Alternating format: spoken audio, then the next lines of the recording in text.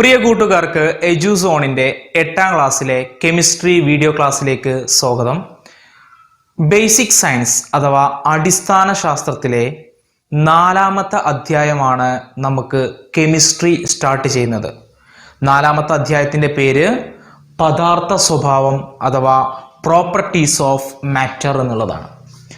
അപ്പോൾ എൻ്റെ മക്കൾ ചെയ്യേണ്ട കാര്യം, നിർബന്ധമായിട്ടും നിങ്ങളുടെ കയ്യിൽ ഒരു നോട്ട്ബുക്കും ഒരു പേനയും വേണം.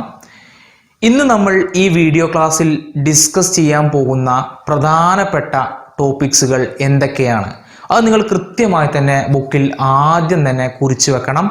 അപ്പോൾ എന്തൊക്കെയാണ് ഇന്ന് ഈ ചാപ്റ്ററിൽ ഈ വീഡിയോ പാർട്ടിൽ നമ്മൾ ഡിസ്കസ് ചെയ്യുന്ന കാര്യങ്ങൾ എന്നുള്ളത് നമുക്ക് നോക്കാം.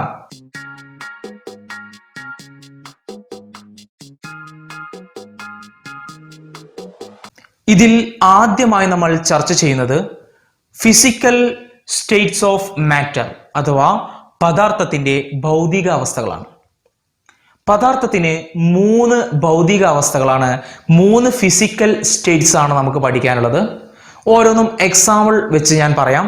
ഉദാഹരണമായിട്ട് ഇപ്പം എൻ്റെ കയ്യിലുള്ള ഈ മാർക്കർ പേന, അതുപോലെ നിങ്ങൾ ഉപയോഗിക്കുന്ന പേന, പെൻസിൽ, അതുപോലെ തന്നെ മേശ, കസേര, ടേബിൾ, ഗ്ലാസ്, അങ്ങനെ തുടങ്ങിയ എല്ലാ വസ്തുക്കളും അത്തരത്തിൽ നല്ല ഉറച്ച് കട്ടിയായി കാണുന്ന സാധനങ്ങൾ അല്ലേ, അത്തരത്തിലുള്ള വസ്തുക്കളെ വിളിക്കുന്ന പേരാണ് സോളിഡ്. മലയാളത്തിൽ അതിനെ ഖരം എന്ന് പറയും. ഖരം. അടുത്ത ഫിസിക്കൽ സ്റ്റേറ്റ് എന്ന് പറയുന്നത് നമ്മൾ കുടിക്കാൻ ഉപയോഗിക്കുന്ന വെള്ളം കണ്ടിട്ടില്ലേ? വെള്ളത്തിന്റെ പ്രത്യേകത എന്താണ്? നല്ല ഒഴുകാനൊക്കെ ഉള്ള കഴിവുണ്ട്. അതുപോലെ തന്നെ മണ്ണെണ്ണ, അങ്ങനെ ഒരുപാട് വസ്തുക്കൾ. അത്തരത്തിലുള്ള ഫിസിക്കൽ സ്റ്റേറ്റിനെ, ഭൗതിക അവസ്ഥയെ വിളിക്കുന്ന പേരാണ് ലിക്വിഡ്. എക്സാമ്പിളും ഇതുമായി ബന്ധപ്പെട്ടുള്ള കാര്യങ്ങളൊക്കെ നമുക്ക് തുടർച്ചയായി പഠിക്കാം. ഇപ്പൊ നിങ്ങൾ പേര് മാത്രം മനസ്സിലാക്കി വെക്കുക. ലിക്വിഡ് അഥവാ മലയാളത്തിൽ ദ്രാവകം എന്ന് പറയുന്നു. ഇനി അതുപോലെ തന്നെ 3ാമതൊരു ഫിസിക്കൽ സ്റ്റേറ്റ് കൂടെ നിങ്ങൾക്ക് പഠിക്കാനുണ്ട്, അതായത് ഭൗതികാവസ്ഥ പഠിക്കാനുണ്ട്. ഫോർ എക്സാമ്പിൾ ബ്രീതിങ് എയർ, ശ്വസിക്കുന്ന വായു. അത്തരത്തിലുള്ള വസ്തുക്കളെ വിളിക്കുന്ന പേരാണ് ഗ്യാസ്. ഗ്യാസ് അഥവാ വാതകം. അപ്പോൾ ഇങ്ങനെ 3 ഫിസിക്കൽ സ്റ്റേറ്റുകളാണ് നിങ്ങൾക്ക് പഠിക്കാനുള്ളത്. ഇവിടെ നിന്ന് മനസ്സിലാക്കേണ്ട കാര്യം, which are the physical States of matter? ഏതൊക്കെയാണ് പദാർത്ഥത്തിന്റെ ഭൗതികാവസ്ഥകൾ എന്ന് ചോദിച്ചാൽ അതിന് ആൻസർ എന്താണ്? Solid, liquid, gas. ഖരം, ദ്രാവകം, വാതകം. 3 കുറിച്ചാണ് നമ്മൾ വ്യക്തമായി മനസ്സിലാക്കുന്നത്. ഇതല്ലാത്ത പ്ലാസ്മ പോലെയുള്ള വേറെയും ഫിസിക്കൽ സ്റ്റേറ്റുകളുണ്ട്. അത്ര ഡീപ്പായിട്ട് നിങ്ങൾ പോകേണ്ടതില്ല. ഇപ്പോൾ നിങ്ങൾ പഠിക്കുന്നത് ഫിസിക്കൽ സ്റ്റേറ്റ് ഓഫ് മാറ്റർ അല്ലെങ്കിൽ ഭൗതികാവസ്ഥകൾ, പദാർത്ഥത്തിന്റെ ഭൗതികാവസ്ഥകൾ 3 ഉണ്ട്. ആ 3 ഏതൊക്കെയാണ്? Solid, liquid, gas. ഖരം, ദ്രാവകം, വാതകം. ഇനി നിങ്ങൾ ടെക്സ്റ്റ് ബുക്കിനകത്ത് ഒരു ചിത്രം കൊടുത്തിട്ടുണ്ട്. ചിത്രം നിങ്ങൾ കാണുന്നുണ്ടോ? ഈ ചിത്രത്തിലുള്ള പദാർത്ഥങ്ങളെ നമ്മൾ ഖരം, ദ്രാവകം, വാതകം, സോളിഡ്, ലിക്വിഡ് ആൻഡ് ഗ്യാസ് എന്നിങ്ങനെ ടേബിൾ വരച്ച് അതിലേക്ക് ക്രമീകരിക്കാൻ പോവുകയാണ്, അറേഞ്ച് ചെയ്യാൻ പോവുകയാണ്. അപ്പോൾ അതാണ് നിങ്ങൾക്കുള്ള ഫസ്റ്റ് ആക്ടിവിറ്റി. അപ്പോൾ നിങ്ങൾ എൻ്റെ കൂടെ നിന്നേച്ചാൽ മതി. അതിൻ്റെ ആക്ടിവിറ്റി നമുക്ക് ഒരുമിച്ച് ചെയ്യാം. ഓക്കെ, അപ്പോൾ എല്ലാവരും റെഡി ആണെന്ന് വിശ്വസിക്കുന്നു. അപ്പോൾ നമുക്കിതൊന്ന് വർഗീകരിച്ച് നോക്കാം. ചിത്രത്തിൽ കാണിച്ചിരിക്കുന്ന ഓരോ വസ്തുക്കളെയും ഞാനിവിടെ ടേബിളായിട്ട് ചെയ്ത് വെച്ചിട്ടുണ്ട്. അപ്പോൾ ഇതുപോലെ തന്നെയാണ് എൻ്റെ മക്കൾക്ക് കിട്ടിയത് എന്ന് ഞാൻ വിശ്വസിക്കുന്നു. സോളിഡ് സ്റ്റേറ്റിൽ അഥവാ ഖരാവസ്ഥയിലുള്ളത് geometry box, pencil, spectacles, glass balloon. Spectacles എന്ന് പറഞ്ഞാൽ കണ്ണട. ഓക്കെ. അതുപോലെ തന്നെ ലിക്വിഡ് ദ്രാവകാവസ്ഥയിലുള്ളത് വാട്ടർ ഇൻ ഗ്ലാസ്, ഗ്ലാസ്സിലെ വെള്ളം. അതുപോലെ തന്നെ ഗ്യാസ് സ്റ്റേറ്റിലുള്ളത്, വാതകാവസ്ഥയിലുള്ളത് എയർ ഇൻ ബലൂൺ, ബലൂണിലെ വായു. അപ്പോൾ ഇനിയും ഇതുപോലെ ഏതെങ്കിലും വസ്തുക്കൾ നിങ്ങൾക്ക് അറിയാം, നിങ്ങൾ നിത്യജീവിതത്തിൽ അറിയുന്ന വസ്തുക്കൾ ഉണ്ടെങ്കിൽ നിങ്ങൾക്ക് ഇതിൽ എഴുതി ചേർക്കാവുന്നതാണ്. ഇന്ന് ഇതിന് ശേഷം നമ്മൾ ഡിസ്കസ് ചെയ്യുന്നത് 2ാമത്തെ ടോപ്പിക്കാണ്. 2ാമത്തെ ടോപ്പിക് ഏതാണെന്ന് ഓർക്കുന്നുണ്ടോ? Properties of physical States. അതായത് നമ്മളിപ്പോൾ പഠിച്ച ഈ ഫിസിക്കൽ സ്റ്റേറ്റുകളിലെ 3 സോളിഡ്, ലിക്വിഡ്, ഗ്യാസ്, അവയുടെ സവിശേഷതകൾ, പ്രത്യേകതകൾ എന്താണ്? അഥവാ ഭൗതിക അവസ്ഥകൾ. 3 ഭൗതിക അവസ്ഥകൾ നമ്മൾ പഠിച്ചു. ഏതൊക്കെയാണ്? ഖരം, ദ്രാവകം, വാതകം. ഈ 3 ഭൗതിക അവസ്ഥകളുടെ സവിശേഷതകൾ എന്തൊക്കെയാണ് എന്നുള്ളതാണ് അടുത്തതായി നമ്മൾ ചർച്ച ചെയ്യുന്നത്. അപ്പോൾ നമുക്ക് നോക്കാം. പ്രോപ്പർട്ടീസ് ഓഫ് ഫിസിക്കൽ സ്റ്റേറ്റ്, ഭൗതിക അവസ്ഥകളുടെ പ്രത്യേകതകളാണ് നമ്മൾ അടുത്തതായി ചർച്ച ചെയ്യുന്നത്. അതിന് നിങ്ങൾക്കൊരു എളുപ്പത്തിന് വേണ്ടി ഞാനിവിടെ ഒരു ടേബിളേറ്റ് ചെയ്തു വെച്ചിട്ടുണ്ട്. കൃത്യമായി പറഞ്ഞാൽ ഓരോന്നിനും അഥവാ സോളിഡിനും, ലിക്വിഡിനും, ഗ്യാസിനും, ഖരത്തിനും, ദ്രാവകത്തിനും, വാതകത്തിനും 3 പ്രത്യേകതകൾ നമുക്ക് പഠിക്കാനുണ്ട്. മാസ്, അതുപോലെ തന്നെ വോളിയം അഥവാ വ്യാപ്തം, അതുപോലെ തന്നെ ഷേപ്പ് അഥവാ ആകൃതി. ഈ മൂന്നെണ്ണമാണ് ഇതിന്റെ പ്രത്യേകതകൾ. ഇപ്പൊ ഉദാഹരണമായിട്ട് സോളിഡ് സ്റ്റേറ്റ് എടുക്കുകയാണെങ്കിൽ സോളിഡ് സ്റ്റേറ്റിന് മാസ് ഉണ്ട്. അപ്പൊ ഞാൻ അങ്ങനെ മാസ് ഉണ്ടെങ്കിൽ ഞാൻ അതിനകത്ത് ടിക്കിടും. ഇല്ലാത്ത ഒരു പ്രോപ്പർട്ടി ആണെങ്കിൽ ഞാൻ അതിനകത്ത് ക്രോസ് ചെയ്യും. ഓക്കെ, ശ്രദ്ധിക്കുക. മാസ് ഉണ്ട്, അതുപോലെ തന്നെ ഹാസ് ഡെഫിനിറ്റ് വോളിയം. വോളിയം ഒരു കൃത്യമായ ഒരു വോളിയം വ്യാപ്തം ഇല്ലേ? ഇപ്പൊ ഉദാഹരണമായിട്ട് നിങ്ങളുടെ വീട്ടിലുള്ള ടേബിൾ, മേശ, കസേര, എന്ത് വസ്തുക്കൾ എടുത്താലും കൃത്യമായി അത് നിൽക്കാൻ ഒരു സ്ഥലം അതിനാവശ്യമാണ്. ആ നിൽക്കാനുള്ള സ്ഥലം തന്നെയാണ് എന്ത്? വോളിയം, വ്യാപ്തം. അപ്പൊ അതും ഉണ്ട്. ഇനി അടുത്തതായിട്ട് ഹാസ് പെർമനന്റ് ഷേപ്പ്. കൃത്യമായ ആകൃതി ഉണ്ട് എന്നാണ് പറയുന്നത്. ഉണ്ടോ? ഇപ്പൊ നോക്കൂ, എൻ്റെ കയ്യിലുള്ള ഈ മാർക്കർ തന്നെ കൃത്യമായ ആകൃതിയുണ്ട്. വീട്ടിൽ ഉപയോഗിക്കുന്ന പാത്രങ്ങൾ കൃത്യമായ ആകൃതിയുണ്ട്.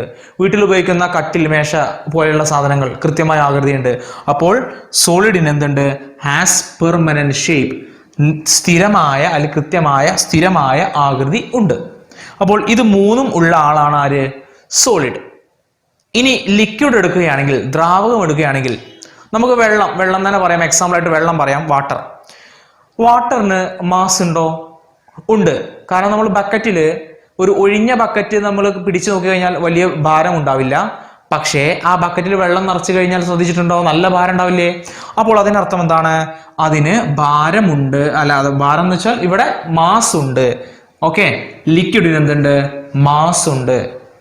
ശരി, ഇനി അടുത്ത് നോക്കൂ. Has definite volume. വ്യാപ്തമുണ്ടോ? തീർച്ചയായും ഉണ്ട്, അല്ലേ? നമ്മൾ വീട്ടിൽ തന്നെ ഉപയോഗിക്കുന്ന ടാങ്ക്, നമ്മൾ വെള്ളം സപ്ലൈ ചെയ്യാൻ ഉപയോഗിക്കുന്ന ടാങ്ക് നമ്മൾ 500 ലിറ്റർ 1000 ലിറ്റർ എന്നൊക്കെ പറയാറുണ്ട് അളവുകൾ. ശ്രദ്ധിച്ചിട്ടുണ്ടോ? അതെന്താ അതിനർത്ഥം? അതിനകത്ത് വെള്ളം ഉൾക്കൊള്ളാൻ എത്രയും പറ്റുമെന്നാണ് അതിനർത്ഥം. അപ്പോൾ വെള്ളത്തിന് ഉൾക്കൊള്ളണമെങ്കിൽ, വെള്ളം നിൽക്കണമെങ്കിൽ അതിനൊരു നിശ്ചിത വ്യാപ്തം, ഒരു സ്ഥലം ആവശ്യമാണ്, വോളിയം ആവശ്യമാണ്. അപ്പോൾ വെള്ളത്തിന്, അഥവാ വെള്ളം എന്ന് പറഞ്ഞാൽ ഇവിടെ എക്സാമ്പിൾ ആയിട്ട് പറഞ്ഞതാണ്, ലിക്വിഡിന് അഥവാ ദ്രാവകത്തിന് എന്തുണ്ട്? നിശ്ചിതമായ ഒരു വ്യാപ്തമുണ്ട്. Has definite volume. ഇനി അടുത്ത ശ്രദ്ധിക്കുക. Has permanent shape. ലിക്വിഡിന് പെർമനന്റ് ഷേപ്പ്, കൃത്യമായ ആകൃതിയുണ്ട്. ഉണ്ടോ? ഒന്ന് ചിന്തിച്ചു നോക്കൂ. കുറച്ച് വെള്ളം നമ്മളൊരു ഗ്ലാസ്സിൽ എടുത്തു കഴിഞ്ഞാൽ ആ വെള്ളത്തിന് ഗ്ലാസിന്റെ ഷേപ്പ് ആയിരിക്കും. ഇനി അതേ വെള്ളം തന്നെ ഞാൻ ഗ്ലാസ്സിൽ നിന്ന് ഒരു പരന്ന പാത്രത്തിലേക്ക് ഒഴിക്കുകയാണെങ്കിൽ അപ്പോൾ എന്തായിരിക്കും സംഭവിക്കുക? ആ വെള്ളത്തിന് ആ പരന്ന പാത്രത്തിന്റെ ഷേപ്പ് ആയിരിക്കും, ആകൃതിയായിരിക്കും. അതിനർത്ഥം എന്താ? ലിക്വിഡിന്, ദ്രാവകത്തിന് കൃത്യമായ അല്ലെങ്കിൽ സ്ഥിരമായ ഒരു ആകൃതി ഇല്ല. Do not have a permanent shape. അങ്ങനെ ഇല്ലെങ്കിൽ നമ്മൾ അതിനകത്ത് ക്രോസ് ചെയ്യാം. ഓക്കെ, നമ്മൾ എളുപ്പത്തിന് വേണ്ടിയാണ് ഇങ്ങനെ ഒരു മെത്തേഡ് ഫോളോ ചെയ്യുന്നത്. ഇനി അടുത്ത നോക്കുക. ഗ്യാസ് ആണ് അടുത്തത്. ഗ്യാസിൽ ആദ്യം മാസ്. എന്തായാലും തീർച്ചയായും ഏതൊരു ബലൂണ്, നല്ല വലിയ ബലൂൺ ആണെങ്കിലും ചെറിയ ബലൂൺ ആണെങ്കിലും മാസ് ഉണ്ട്. വലിയ ബലൂണിന് നല്ല മാസ് ഉണ്ടാകും, ചെറിയ ബലൂണിന് ചെറിയ മാസേ ഉണ്ടാവുള്ളൂ. ശരിയല്ലേ? ഈ ബലൂണിനകത്ത് മാസിന് കാരണമാകുന്ന വസ്തു ഏതാണ്? ഗ്യാസ് ആണ്, വാതകമാണ്, എയർ ആണ്, അല്ലെ? വായുവാണ്. അപ്പോൾ വാതകങ്ങൾക്ക് അഥവാ ഗ്യാസിന് മാസ് ഉണ്ട്. ഇനി അടുത്ത ശ്രദ്ധിക്കുക. Definite volume. കൃത്യമായ വ്യാപ്തം ഉണ്ട് എന്നാണ് പറയുന്നത്. ഡെഫിനിറ്റ് വോളിയം ഉണ്ടോ? ചിന്തിച്ചു നോക്കൂ. ഇല്ല. കാരണം വാതകം എവിടെ ഗ്യാപ്പ് കിട്ടിക്കഴിഞ്ഞാലും അതിലൂടെ ഒഴുകി സഞ്ചരിച്ച് പോകാൻ കഴിയുന്ന ആളാണ്. Gas can flow through any part, അല്ലെ? അപ്പോൾ ഉദാഹരണമായിട്ട് ഒരു റൂമിനകത്ത് ഞാൻ കുറച്ച് വാതകം നിറച്ചു വെച്ചിട്ടുണ്ടെങ്കിൽ ആ റൂം ഞാൻ ഒരു ഭാഗത്ത് മതിലെന്തെങ്കിലും പൊളിച്ചു കഴിഞ്ഞാൽ, ആ റൂമിനെ ഞാൻ വലുതാക്കി കഴിഞ്ഞാൽ ആ വാതകം ആ വലുതാക്കിയ ആ റൂം മുഴുവൻ വ്യാപിച്ചു കിടക്കും. അപ്പൊ അതാണ് വാതകത്തിന്റെ പ്രത്യേകത. എത്ര കിട്ടുന്നോ അത്രയും സ്ഥലത്തേക്ക് പോകാനുള്ള കഴിവ് ആർക്കുണ്ട്? ഗ്യാസിനുണ്ട്, അഥവാ വാതകത്തിനുണ്ട്. അതുകൊണ്ട് തന്നെ ഒരു പ്രത്യേക വോളിയം ഉണ്ട് ഗ്യാസിന്, വ്യാപ്തമുണ്ട് ഗ്യാസിന് എന്ന് പറയാൻ പറ്റില്ല. അപ്പോൾ do not have a definite volume. ഒരു കൃത്യമായ വ്യാപ്തം ഇല്ല. ഇനി മൂന്നാമതായിട്ട് പറയാനുള്ളത് ഹാസ് പെർമനന്റ് ഷേപ്പ്. കൃത്യമായ ആകൃതി. തീർച്ചയായും കൃത്യമായ ആകൃതി ഒരിക്കലും ഉണ്ടാവില്ല. കാരണം എന്താ? എങ്ങനെയെങ്കിലും ഒഴുകി നടക്കുന്ന ദ്രാവകത്തിനെ പോലെ തന്നെ വാതകവും എങ്ങനെയെങ്കിലും ഒഴുകി നടക്കാണ്. അപ്പോൾ അതിനും എന്തില്ല? കൃത്യമായ ആകൃതി ഇല്ല. ഇത്രയുമാണ് നമുക്ക് പ്രോപ്പർട്ടീസ് ഓഫ് ഫിസിക്കൽ സ്റ്റേറ്റ് അഥവാ ഭൗതികാവസ്ഥകളുടെ പ്രത്യേകതകൾ മനസ്സിലാക്കാനുള്ളത്. അപ്പോൾ നമുക്ക് ഇത് മൂന്നും കൂടെ നമുക്ക് ഒന്ന് കൺക്ലൂഡ് ചെയ്യാം.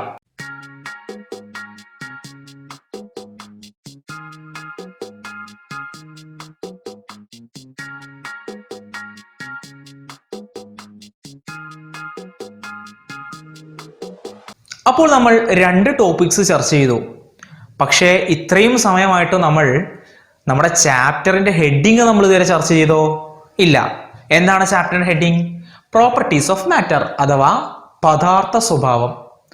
അപ്പോൾ നമ്മൾ ആദ്യം മനസ്സിലാക്കേണ്ടത് എന്താണ് മാറ്റർ അഥവാ എന്താണ് പദാർത്ഥം എന്നുള്ളതാണ്. അപ്പോൾ അതിന് കൃത്യമായ ഒരു ഡെഫിനിഷൻ ഉണ്ട്. ആ ഡെഫിനിഷൻ നിങ്ങൾ നോട്ട്ബുക്കിൽ കൃത്യമായി എഴുതി വെക്കുകയും വേണം, കാണാതെ പഠിക്കുകയും വേണം. What is matter? എന്താണ് പദാർത്ഥം എന്നായിരിക്കും ചോദ്യം. ഓക്കെ, അപ്പോൾ നമ്മൾ ആ ഒരു ഡെഫിനിഷനിലേക്ക്, ആ ഒരു നിർവചനത്തിലേക്ക് എത്തുന്നതിന് മുമ്പ് എന്താണ് മാറ്റർ, എന്താണ് പദാർത്ഥം എന്നുള്ളത് നമുക്കൊന്ന് വിശദീകരിക്കാം. അങ്ങനെ വിശദീകരിക്കാൻ വേണ്ടിയിട്ട് നമ്മൾ 3 എക്സ്പെരിമെന്റുകൾ, 3 പരീക്ഷണങ്ങൾ ചെയ്യുന്നുണ്ട്. ഈ 3 പരീക്ഷണങ്ങൾ അടിസ്ഥാനമാക്കി അതിൻ്റെ ഒബ്സർവേഷൻ അഥവാ നമ്മുടെ നിരീക്ഷണം നമുക്ക് മനസ്സിലാക്കണം. അതുപോലെ തന്നെ അതിൽ വരുന്ന കൺക്ലൂഷൻ, നമ്മുടെ അതിൽ നിന്ന് കിട്ടുന്ന നിഗമനം, റിസൾട്ട് എന്ന് പറയും അല്ലേ, അതും നമ്മൾ കൃത്യമായിട്ട് മനസ്സിലാക്കണം. കാരണം എക്സാമിന് ചിലപ്പോൾ ഈ പരീക്ഷണങ്ങൾ അടിസ്ഥാനമാക്കിയുള്ള ചോദ്യങ്ങളായിരിക്കും ചോദിക്കുക. അപ്പോൾ നിങ്ങൾ ടെക്സ്റ്റ് ബുക്കിലുള്ള അതേ പരീക്ഷണം തന്നെയാണ് നമ്മളിവിടെയും ചെയ്യുന്നത്. അപ്പോൾ ഒന്ന് ബോർഡിലേക്ക് ശ്രദ്ധിക്കുക. അതിനു മുമ്പ് ഞാൻ മാറ്റർ എന്താണ് എന്നുള്ളത് ജസ്റ്റ് ഒന്ന് സൂചിപ്പിക്കാം. അതിന് കൃത്യമായ ഡെഫിനിഷൻ അല്ല, ജസ്റ്റ് എന്താണ് മാറ്റർ എന്നുള്ള ഒരു സ്ട്രക്ചർ നിങ്ങൾക്ക് ഞാൻ പറഞ്ഞു തരാം. ഇത് നിങ്ങൾ കുറിച്ച് വെക്കണമെന്നില്ല നോട്ട്ബുക്കിൽ, എന്നാലും ജസ്റ്റ് ശ്രദ്ധിക്കുക. മക്കളെ, മാറ്റർ അഥവാ പദാർത്ഥത്തിന് പ്രത്യേകത എന്ന് പറയുന്നത്, പദാർത്ഥത്തിന് 2 പ്രത്യേകതകളുണ്ട്. ഈ 2 പ്രത്യേകതകൾ ഉള്ള ഒരു സാധനമാണെങ്കിൽ, ഒരു വസ്തുവാണെങ്കിൽ അതൊരു മാറ്റർ, ഒരു പദാർത്ഥമാണ് എന്ന് നമുക്ക് ഉറപ്പിച്ച് പറയാൻ പറ്റും. എന്തൊക്കെയാണ് ആ പ്രത്യേകതകൾ? ഒന്ന്, സ്പേസ് അഥവാ സ്ഥലം വേണം. ഒരു പദാർത്ഥമാണെങ്കിൽ അതിന് നിൽക്കാൻ സ്ഥലം വേണം, സ്പേസ് വേണം. അത് മാത്രം പോരാ, വേറെ ഒരാൾ കൂടെ വേണം, അതാണ് മാസ്. ഈ 2 ഘടകങ്ങൾ, വസ്തുക്കൾ അല്ലെങ്കിൽ ഈ 2 സംഗതികൾ ഉണ്ടെങ്കിൽ അതൊരു പദാർത്ഥമാണ്. ഇപ്പോൾ നിങ്ങളുടെ മുന്നിൽ നിന്ന് ഈ ക്ലാസ് എടുക്കുന്ന ഞാൻ പോലും ഒരു പദാർത്ഥമാണ്. എന്താ കാരണം? എനിക്ക് കൃത്യമായ സ്പേസ് വേണം, നിൽക്കാൻ സ്ഥലം വേണം. എനിക്ക് കൃത്യമായി മാസ് ഉണ്ട്, ഇല്ലേ, ഭാരമുണ്ട്.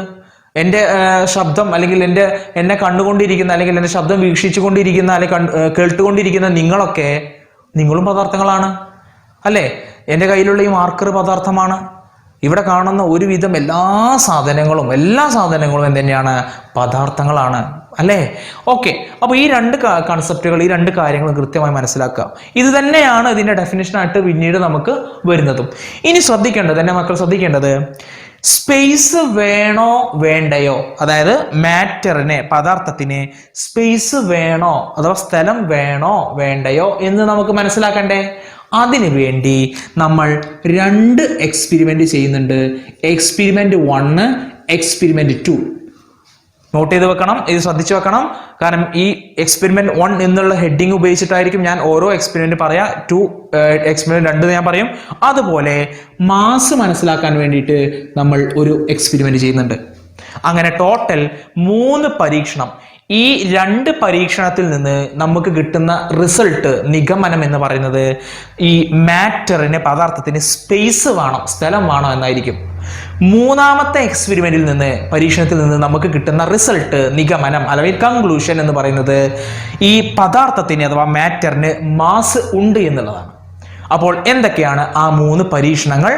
അവയുടെ ഒബ്സർവേഷൻ, നിരീക്ഷണം എന്തൊക്കെയാണ്, അതിൻ്റെ കൺക്ലൂഷൻ അഥവാ നിഗമനം എന്തൊക്കെയാണ് എന്നുള്ളത് നമുക്ക് നോക്കാം. കൃത്യമായിട്ട് തന്നെ നിങ്ങൾ ഇതിൻ്റെ ഒബ്സർവേഷനും അതുപോലെ തന്നെ കൺക്ലൂഷനും അഥവാ നിരീക്ഷണവും നിഗമനവും നിങ്ങൾ നോട്ട്ബുക്കിൽ കൃത്യമായിട്ട് തന്നെ എഴുതി വെക്കണം. എക്സ്പെരിമെന്റ് എഴുതുന്നതിനേക്കാൾ നല്ലത് നിങ്ങൾ ടെക്സ്റ്റ് ബുക്കിലെ പേജ് നമ്പർ ജസ്റ്റ് ഹെഡിങ് ആയിട്ട് എഴുതി വെച്ചാൽ മതി. അപ്പോൾ നമുക്ക് ഓരോ എക്സ്പെരിമെന്റും എന്തൊക്കെയാണെന്ന് നോക്കാം. Experiment number 1, stone dipped in water taken in a beaker. ഒരു കല്ല് ബീക്കറിലെ ജലത്തിൽ മുക്കുന്നു. ഒബ്സർവേഷൻ, നിരീക്ഷണം, വാട്ടർ ലെവൽ റൈസസ് അപ്പ്, ജലനിരപ്പ് ഉയരുന്നു. കൺക്ലൂഷൻ അഥവാ നിഗമനം, water displaced by stone because stone need space to occupy in water. കല്ല് ബീക്കറിലെ ജലത്തിനെ മാറ്റി അവിടെ സ്ഥാനം പിടിക്കുന്നു. കാരണം കല്ലിന് ജലത്തിൽ നിൽക്കാൻ സ്ഥലം ആവശ്യമാണ്. അപ്പോൾ സ്ഥലം ആണ് ഇവിടെ ആവശ്യമെന്നുള്ളത് നമ്മൾ മനസ്സിലാക്കി. Experiment number 2, Fill 3/4 of a trough with water. Keep a dry glass tumbler perpendicularly immersed in water in the trough. ഒരു ട്രഫിൽ 3/4 ഭാഗം ജലമെടുക്കുക. നനവില്ലാത്ത ഒരു ഗ്ലാസ് ടംബ്ലർ ലംബമായ ട്രഫിലെ ജലത്തിൽ താഴ്ത്തിപ്പിടിക്കുക. ഒബ്സർവേഷൻ അഥവാ നിരീക്ഷണം. Water level in trough rises up. ട്രഫിലെ ജലനിരപ്പ് ഉയരുന്നു. അതുപോലെ രണ്ടാമത്തെ നിരീക്ഷണം. Water does not enter to tumbler. ടംബ്ലറിൽ ജലം കയറുന്നില്ല. കൺക്ലൂഷൻ അഥവാ നിഗമനം. Tumbler need space to occupy. ടംബ്ലറിന് സ്ഥിതി ചെയ്യാൻ സ്ഥലം ആവശ്യമാണ്. രണ്ടാമത്തെ നിഗമനം. There is air inside tumbler, so water does not enter in to the tumbler. Air also require space to occupy. ടംബ്ലറിനുള്ളിൽ വായു ഉള്ളത് കൊണ്ടാണ് ജലം അതിലേക്ക് കയറാത്തത്. വായുവിനും സ്ഥിതി ചെയ്യാൻ സ്ഥലം വേണം. അപ്പോൾ സ്ഥലമാണ് ഇവിടുത്തെ നമ്മുടെ നിഗമനം. Experiment number 3. Hang 2 balloons filled with air at the two ends of a 30 cm long metal scale. Affix a piece of sellotape on one of the balloon. With the help of a thread, suspend the scale in a balanced position. Then pierce the balloon with a needle on the sellotape. 30 centimetre നീളമുള്ള ഒരു scale എടുത്ത് അതിൻ്റെ ഇരുവശങ്ങളിലും വായു നിറച്ച ബലൂണുകൾ തൂക്കിയിടുക. ഒരു ബലൂണിൽ Cello ടേപ്പിൻ്റെ ഒരു ചെറു കഷ്ണം ഒട്ടിച്ചു വെക്കണം. സ്കെയിൽ തിരശ്ചീനമായി നിൽക്കത്തക്ക വിധം ഒരു ചരടിൽ കെട്ടി നിർത്തുക. ശേഷം ബലൂണിൽ സെല്ലോ ടേപ്പ് ഒട്ടിച്ച ഭാഗത്ത് സൂചി കൊണ്ട് ദ്വാരമിടുക. ഒബ്സർവേഷൻ നിരീക്ഷണം. Air inside pierced balloon goes out slowly and the balloon with full of air comes down. ദ്വാരമിട്ട ബലൂണിലെ വായു സാവധാനം പുറത്തു പോകുന്നു.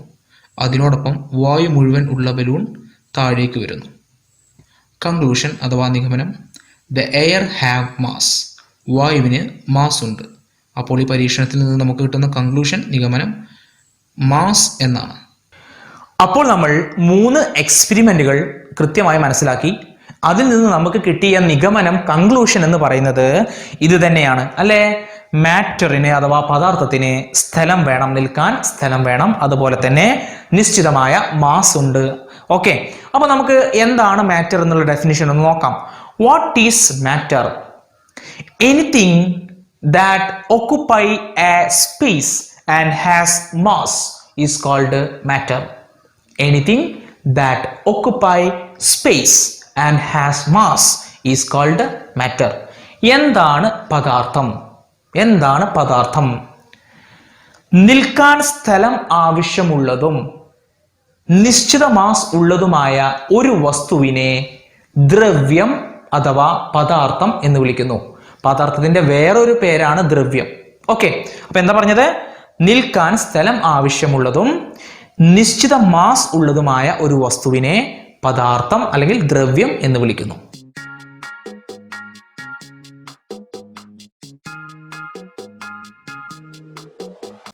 അടുത്തതായി നമ്മൾ ചർച്ച ചെയ്യുന്നത് 4ാമത്തെ ടോപ്പിക്കായിട്ട് ടൈനി പാർട്ടിക്കിൾസ് ഇൻ മാറ്റർ അഥവാ പദാർത്ഥങ്ങളിലെ സൂക്ഷ്മ കണികകൾ.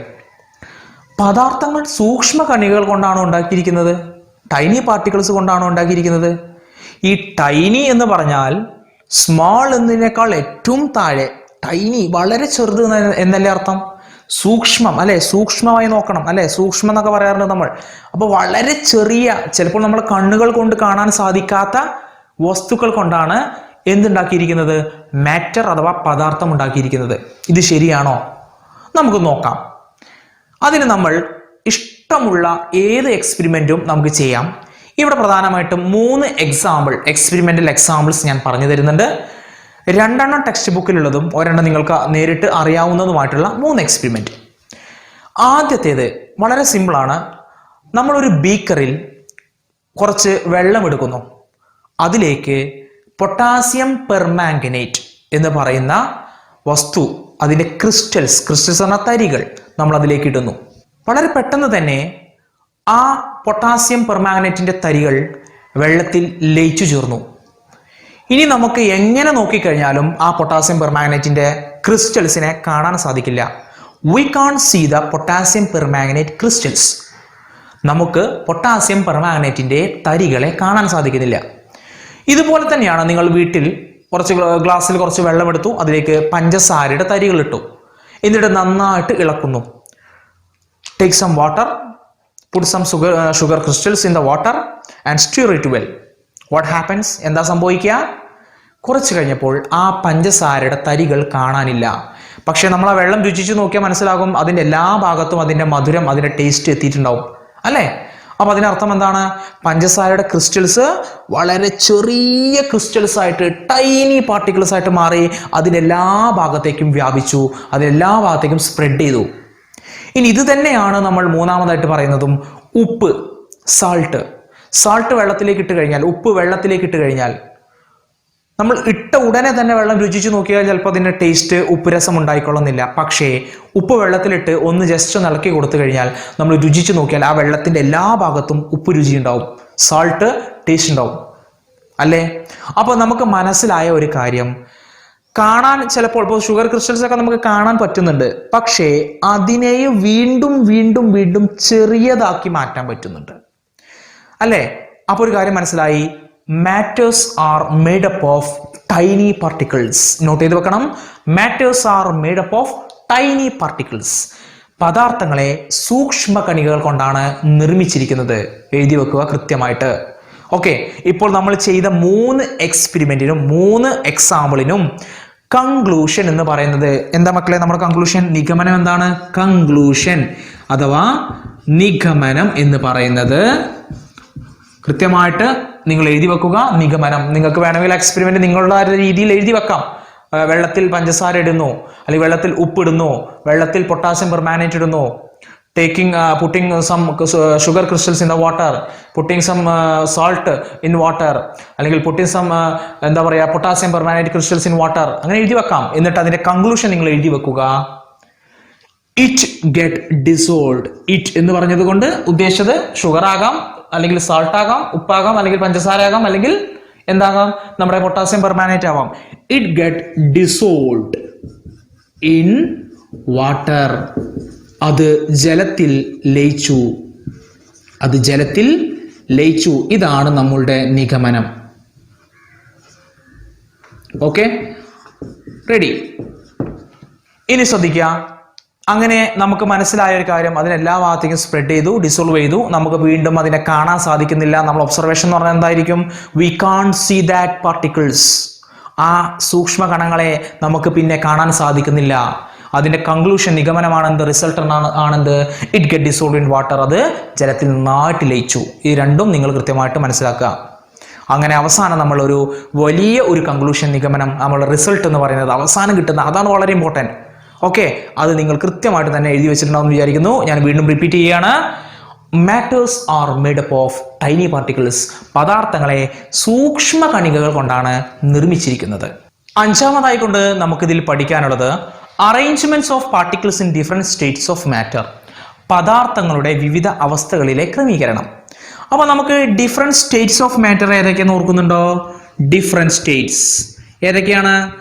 സോളിഡ്, ലിക്വിഡ്, ഗ്യാസ് അല്ലെ? പദാർത്ഥങ്ങളുടെ വ്യത്യസ്തമായിട്ടുള്ള അവസ്ഥകൾ ഏതൊക്കെയാണ് ഓർക്കുന്നുണ്ടോ? സോളിഡ് ഉണ്ട്, ലിക്വിഡ് ഉണ്ട്, അതുപോലെ തന്നെ ഗ്യാസ് ഉണ്ട്.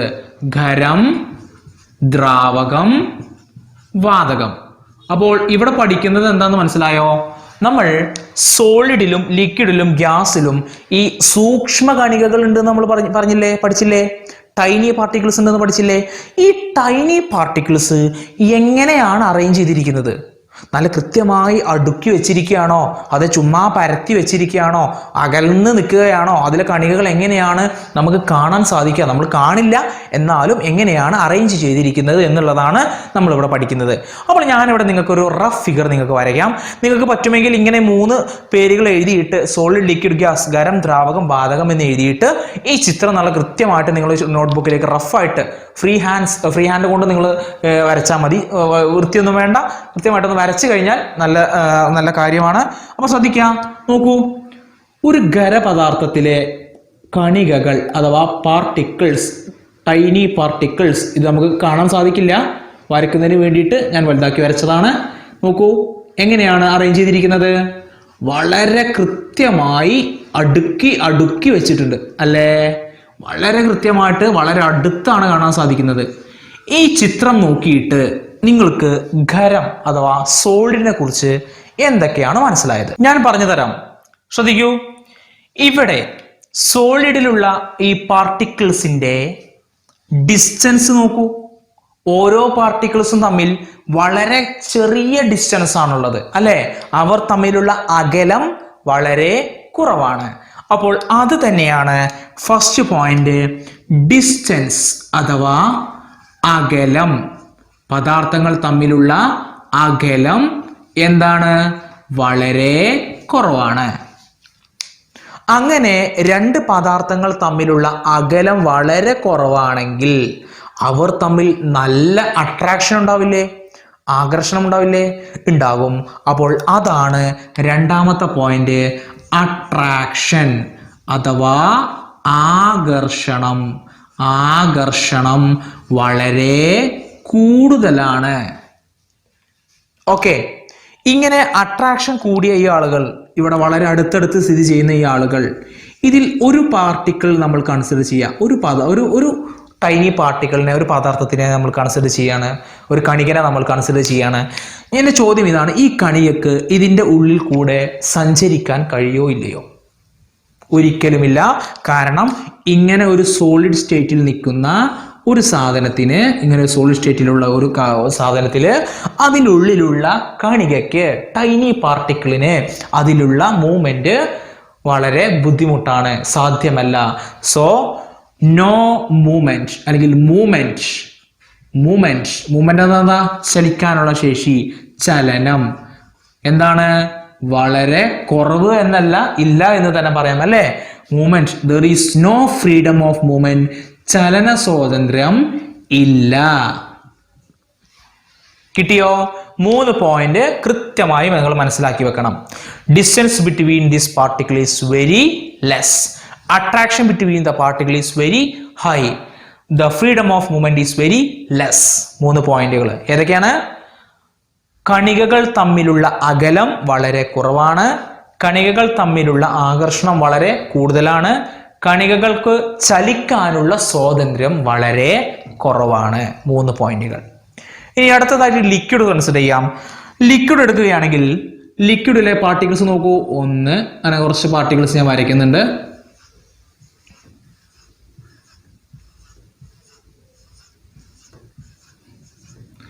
നോക്കൂ, ലിക്വിഡിലെ പാർട്ടിക്കിൾസ് എങ്ങനെയാണ്? എന്താ പ്രത്യേകത കാണുന്നത്?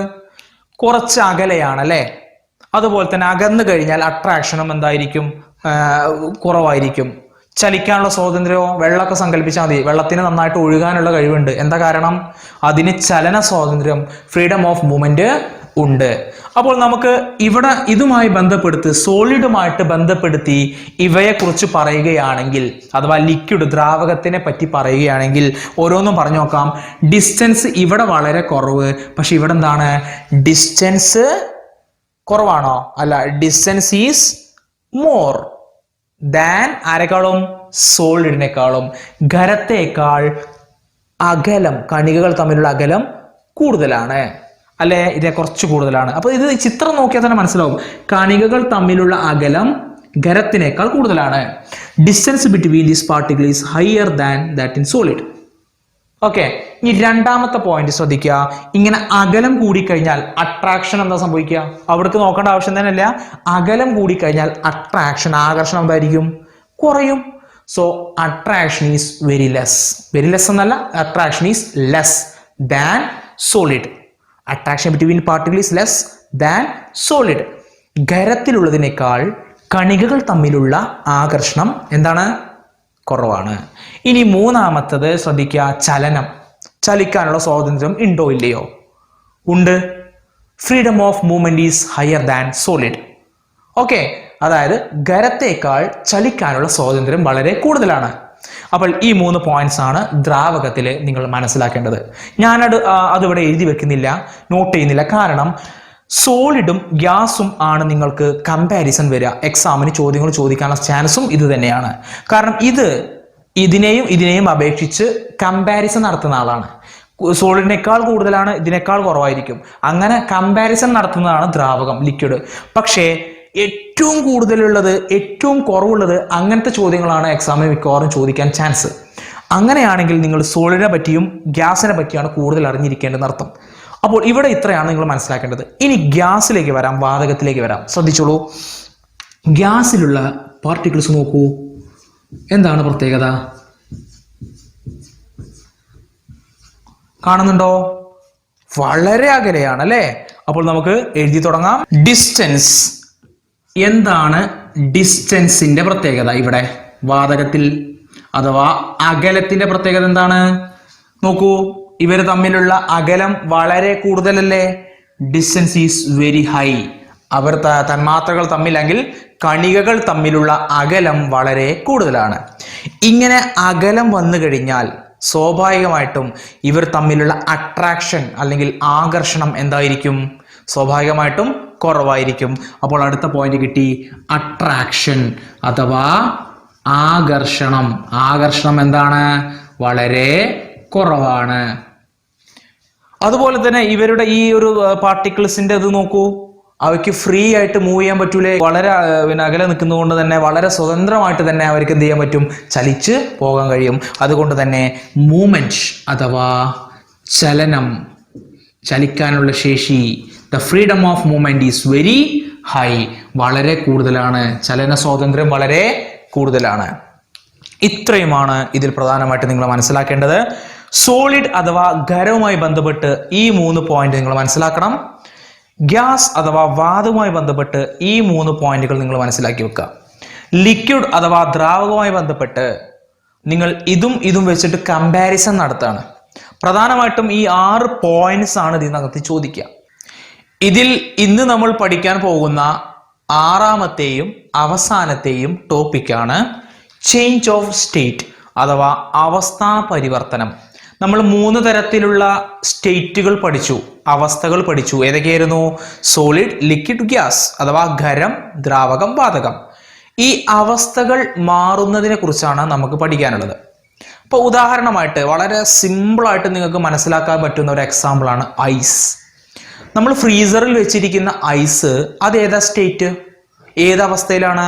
സോളിഡ് സ്റ്റേറ്റ് ആണ് അഥവാ ഖരാവസ്ഥയിലാണ്. ഇനി ഞാൻ ആ ഐസ് എടുത്തിട്ട് ഞാൻ പറയുന്ന കാര്യങ്ങൾ കൃത്യമായിട്ട് ശ്രദ്ധിക്കണം, എൻ്റെ കൂടെ തന്നെ മനസ്സിലാക്കിയിട്ട് പോരണം. ഞാൻ ഫ്രീസറിൽ നിന്ന് ഐസ് എടുത്തു. ഐസ് ഏതാണ് അവസ്ഥ? ഏതാണ് സ്റ്റേറ്റ്? സോളിഡ് സ്റ്റേറ്റ് ആണ് അഥവാ ഖരാവസ്ഥയാണ്. ഈ ഖരാവസ്ഥയിലുള്ള ഐസിനെ ഞാൻ കൊണ്ടുപോയിട്ട് വെറുതെ വെച്ച് കഴിഞ്ഞാലും അത് ദ്രാവകമായി മാറും അഥവാ ലിക്വിഡായി മാറും അഥവാ വെള്ളം. ശരിയല്ലേ? കാരണം എന്താണ്? ഫ്രീസറിനകത്ത് നല്ല തണുപ്പാണ്, പുറത്ത് വെച്ച് കഴിഞ്ഞാൽ നമ്മൾ ഈ അന്തരീക്ഷത്തിൽ തന്നെ നല്ല ചൂടുണ്ട് അല്ലേ? അപ്പോൾ ആ ചൂടിൽ തന്നെ ഉരുകും. ഇനി അതല്ല, ഞാൻ ഒരു പാത്രത്തിലാണ് ഈ ഐസ് എടുത്തത്, എന്നിട്ട് ഞാൻ അടുപ്പിൽ വെച്ച് ചൂടാക്കുകയാണെന്ന് വിചാരിക്കുക. എന്താ സംഭവിക്കുക? വളരെ പെട്ടെന്ന് തന്നെ ഈ ഐസ് മെൽറ്റ് ചെയ്യും, ഉരുകിപ്പോകും. എന്നിട്ട് എന്തായി മാറും? വെള്ളമായി മാറും അഥവാ ലിക്വിഡായി മാറും അഥവാ ദ്രാവകമായി മാറും. അപ്പോൾ ഒരു കാര്യം ശ്രദ്ധിച്ചോ നിങ്ങൾ, ഈ സോളിഡ് ലിക്വിഡ് ആക്കാൻ നമ്മൾ എന്താ ചെയ്തത്? നമ്മൾ ഹീറ്റ് ചെയ്തു അഥവാ ചൂടാക്കി. ഓക്കെ, അങ്ങനെ വെള്ളം പാത്രത്തിൽ വെള്ളമായിപ്പോൾ ഐസ് മാറി വെള്ളമായി. ഈ വെള്ളത്തിനെ നമ്മൾ വീണ്ടും വീണ്ടും ചൂടാക്കിക്കൊണ്ടിരിക്കുകയാണ്. അങ്ങനെ ചൂട് കൂടി കുറേ കഴിയുമ്പോൾ കാണാൻ കുമിളകളൊക്കെ വരുന്നു, ബബിൾസ് ഒക്കെ വരുന്നു. അതെപ്പോഴാണ് വരാറ്? തിളക്കുമ്പോൾ, ബോയിലാകുമ്പോൾ അല്ലേ? ബോയിലായി കഴിഞ്ഞാൽ നിങ്ങൾ ശ്രദ്ധിച്ചിട്ടുണ്ടോ? കുറേ നേരം ഇങ്ങനെ ബോയിൽ ചെയ്ത് കഴിഞ്ഞാൽ, തിളച്ചുകൊണ്ടേ ഇരുന്ന് കഴിഞ്ഞാൽ ആ പാത്രത്തിലുള്ള വെള്ളം കുറഞ്ഞിങ്ങനെ വരാൻ തുടങ്ങും. അപ്പോൾ ഈ വെള്ളം എവിടേക്കാണ് പോകുന്നത്? വളരെ സിമ്പിളായിട്ട് നിങ്ങൾക്ക് ആൻസർ പറയാൻ പറ്റും. അത് നീരാവിയായിട്ട് അന്തരീക്ഷത്തിലേക്ക് പുറത്തേക്ക് പോകുന്നു, വേപ്പറായിട്ട് പോകുന്നു. ഈ വേപ്പർ എന്ന് പറയുന്നത് സത്യത്തിൽ എന്താ? ഗ്യാസ് അല്ലേ? വാതകമല്ലേ? അപ്പോൾ ലിക്വിഡിനെ ഗ്യാസ് ആക്കാനും പറ്റുന്നു, മനസ്സിലായി? അഥവാ ദ്രാവകത്തിനെ വാതകമാക്കാനും നമുക്ക് സാധിക്കും. അതും എപ്പോഴെന്നെയാണ്? ഹീറ്റ് കൊടുത്തു കഴിഞ്ഞാൽ. അത് തന്നെയാണ് ഇവിടെ ഞാൻ എക്സ്പ്ലെയിൻ ചെയ്യാൻ പോകുന്നത്. ശ്രദ്ധിച്ചോളൂ. സോളിഡിനെ ലിക്വിഡ് ആക്കാൻ, എങ്ങനെ? സോളിഡിനെ ലിക്വിഡ് ആക്കാൻ എന്താ ചെയ്യേണ്ടത്? ചൂടാക്കുക. എന്താ ചെയ്യേണ്ടത്? ചൂടാക്കുക അഥവാ ഹീറ്റഡ്. ഓക്കെ അല്ലേ? ഖരത്തിനെ ദ്രാവകമാക്കാൻ നമ്മൾ ചൂടാക്കണം അഥവാ സോളിഡിനെ ലിക്വിഡ് ആക്കാൻ നമ്മൾ എന്ത് ചെയ്യണം? ചൂടാക്കണം.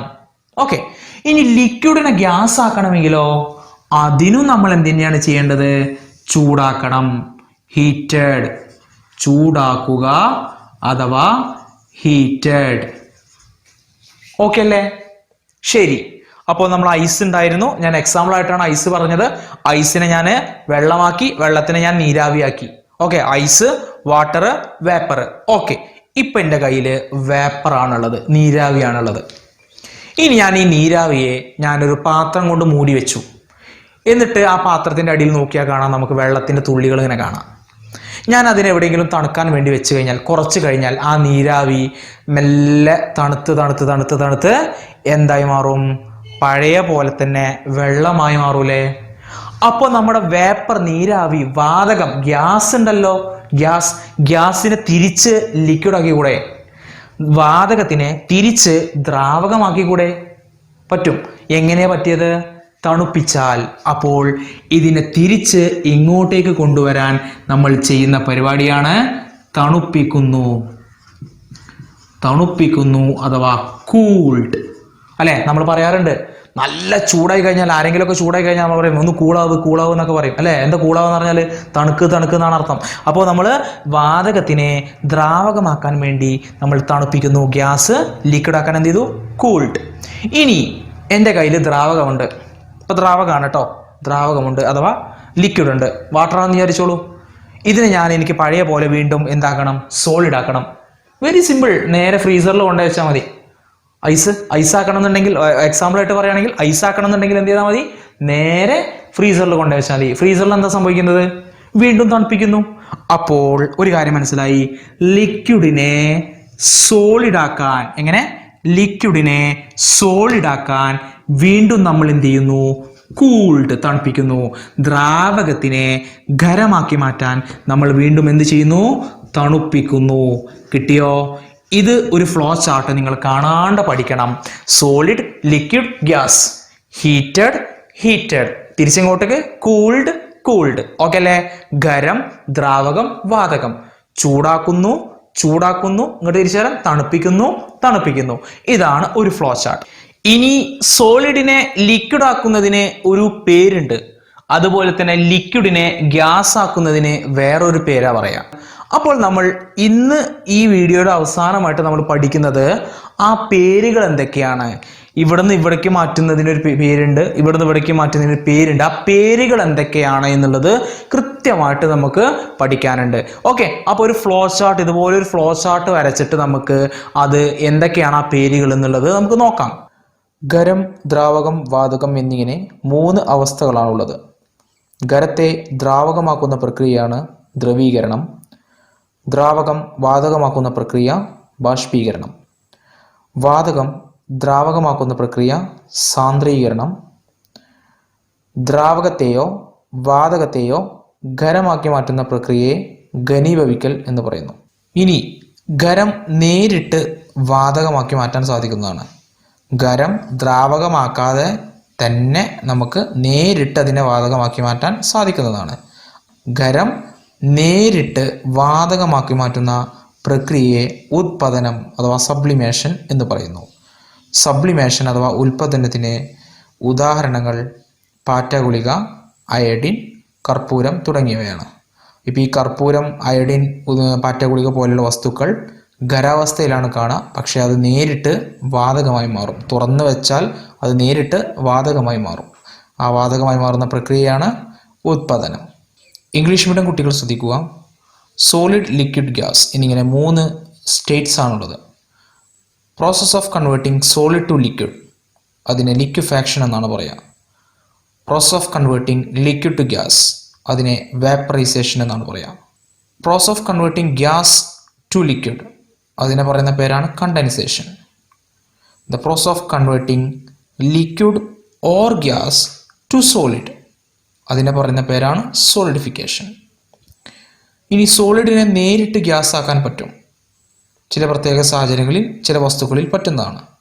അങ്ങനെ സോളിഡിനെ നേരിട്ട് ഗ്യാസ് ആക്കുന്ന പ്രോസസ്സിനെ പറയുന്ന പേരാണ് sublimation. The process of converting solid directly to gas, അതിനെയാണ് സബ്ലിമേഷൻ എന്ന് പറയുന്നത്. അതിന് സബ്ലിമേഷൻ സാധ്യമായ വസ്തുക്കളാണ് നാഫ്തലീൻ, അയോഡിൻ, കാംഫർ തുടങ്ങിയവ. അപ്പോൾ നമ്മൾ ഇന്ന് ഒരുപാട് കാര്യങ്ങൾ പഠിച്ചു, ഒരുപാട് കാര്യങ്ങൾ മനസ്സിലാക്കി. പദാർത്ഥം, മാറ്ററിനെ കുറിച്ച് പഠിച്ചു, അതിൻ്റെ ഡെഫിനിഷൻ പഠിച്ചു, എക്സ്പെരിമെൻറ്റുകൾ മനസ്സിലാക്കി. അതുപോലെ തന്നെ ഫിസിക്കൽ സ്റ്റേറ്റുകളെ കുറിച്ച് പഠിച്ചു. സോളിഡ്, ലിക്വിഡ്, ഗ്യാസ്, ഖരം, ദ്രാവകം, വാതകം.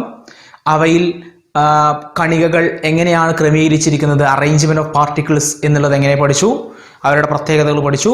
അതിനുശേഷം ഈ ഖരത്തിൽ നിന്ന് ദ്രാവകത്തിലേക്കും ദ്രാവകത്തിൽ നിന്ന് വാതകത്തിലേക്കും ഒക്കെ മാറ്റുന്ന പ്രക്രിയകൾക്ക് പറയുന്ന പേര്, അത് എങ്ങനെയാണ് മാറ്റുന്നത്, ചൂട് കൊടുത്തിട്ട്, അതുപോലെ തിരിച്ചെങ്ങനെയാണ് ചെയ്യുന്നത്, തണുപ്പ് കൊടുത്തിട്ട്, അങ്ങനെ അത്തരം കാര്യങ്ങളൊക്കെ നമ്മളൊന്ന് മനസ്സിലാക്കി.